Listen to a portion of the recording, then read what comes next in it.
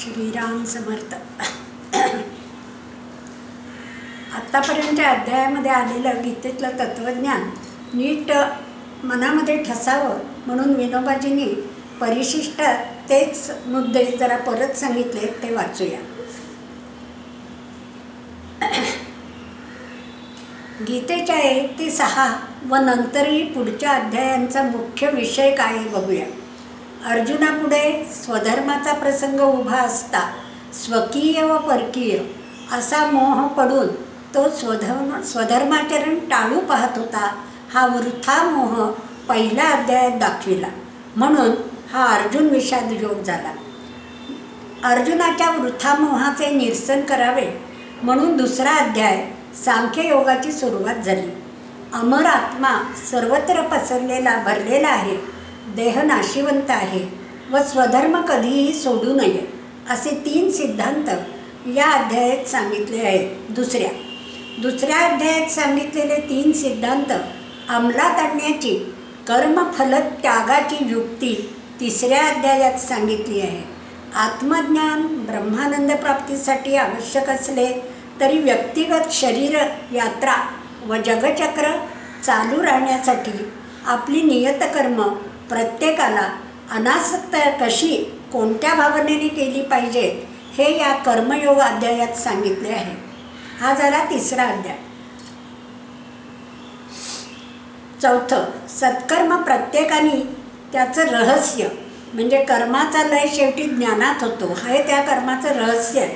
ते जाणून कसे करावे, करणे आवश्यक आहे हे चौथ्या अध्यायात ज्ञानकर्म संन्यास योगात सांगितलं आहे.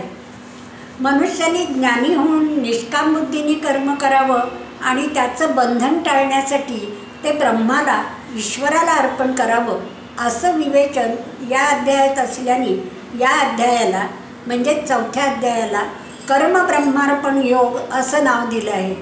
ज्ञानकर्म संन्यास योग असंही नाव या अध्यायाला देतात, कारण संन्यास या शब्दाचा अर्थ अर्पण करणे, ब्रह्मार्पण करणे असाही आहे. याशिवाय या अध्यायात कर्म, विकर्म म्हणजेच शुद्ध कर्म, अकर्म याचा अर्थही सांगितला आहे. असे स्वकर्माचे तात्विक स्वरूप म्हणजेच गहन रहस्य जाणणारा ज्ञानी योगयुक्त मुक्त पुरुष कसा वागतो त्याची लक्षणेही या अध्यायात सांगितली आहेत. 5वा आहे कर्मसंन्यास योग. पूर्ण संन्यास हा कर्मयोग आहे, तर पूर्ण कर्मयोग हा संन्यास आहे. म्हणजे कर्मयोग आणि संन्यास दोन्ही एकच कसं ते सांगितलं आहे. म्हणजेच कर्म कसं केलं तर संन्यासही होतो आणि कर्मयोगही होतो.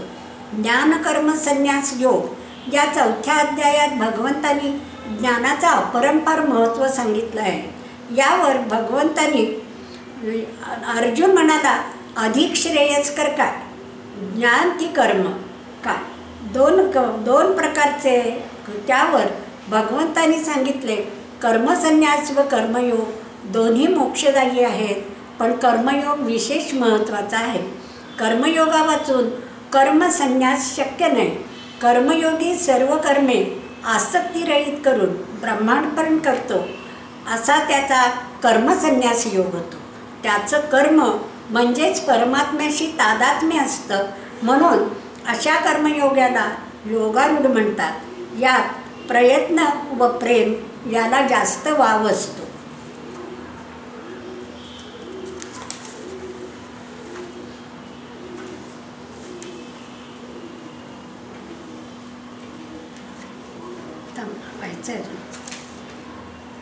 अध्याय 6वा आपण बघितला ध्यानयोग. त्यामध्ये विकर्म म्हणजे शुद्ध कर्म असं कर्म निर्लेप असतं आणि त्या योगेच भगवंताचं म्हणजेच आत्मज्ञान होतं. भगवंताचं ज्ञान म्हणजेच आत्म्याचं ज्ञान. गीतेतील या 6व्या अध्यायापासून विकर्माचे म्हणजे शुद्ध कर्माचे किंवा ज्या योगे भगवंताशी जुळण्याचा योग येतो असे निरनिराळे साधनेचे प्रकार सांगितले आहेत. कर्माशिवाय मनुष्य राहू शकत नाही, म्हणून कर्म कोणकोणत्या प्रकारे निर्लेप होतं ते तसं निर्लेप झालं म्हणजेच परमेश्वराशी आपण जाऊ शकतो असे साधना प्रकार सांगितले आहेत. त्या कर्म प्रकारात ध्यानयोग सांगितला आहे. ध्यानयोगात खरी साधना होण्यासाठी चित्ताची एकाग्रतेला उपयुक्त अशी जीवनाची परिमितता आणि साम्यदशा, समदृष्टी अशी 3 साधनं सांगितली आहेत आणि वरील 3 साधनांनाही अभ्यास आणि वैराग्य आणि श्रद्धा ही 3 साधने सांगितली आहेत.